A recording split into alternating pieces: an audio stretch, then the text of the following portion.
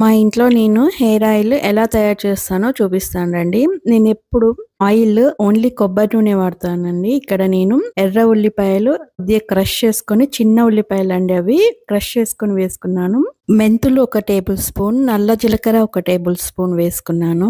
ఇక్కడ ఇవేమో rose petals బాగా డ్రై అయినవి అవే వేసుకున్నాను. 3-4 లవంగాలు కూడా వేసుకున్నాను. ఇక్కడ కరివేపాకు తడి లేకుండా చూసుకోండి. రోజ్‌మెరీ ఫ్రెష్ లీవ్స్ అండి.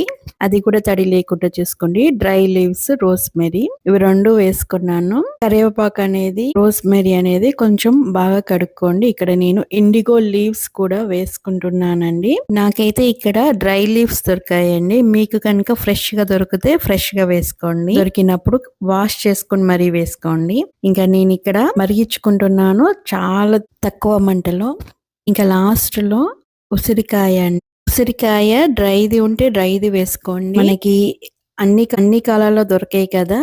నేనైతే స్టోర్ చేసుకొని ఉంచుకుంటానండి డీప్ ఫ్రిడ్జ్ లో ఎప్పుడు ఉసిరికాయని. ఇంకా అంతేనండి, చాలు. ఈ ఇంగ్రీడియంట్స్ తోటి మన ఆయిల్ రెడీ అయిపోయింది. ఈ ఆయిల్ ఎప్పటి వరకు మరిగించాలంటే మనం వేసినటువంటి ఇంగ్రీడియంట్స్ అన్ని కొంచెం కలర్ వచ్చేంత వరకు వేసుకోవాలండి. నేనైతే ఆర్గానిక్ ఆయిల్ వాడుతున్నానండి. మీరు కూడా ట్రై చేయండి ఆర్గానిక్ ఆయిల్ వాడడానికి.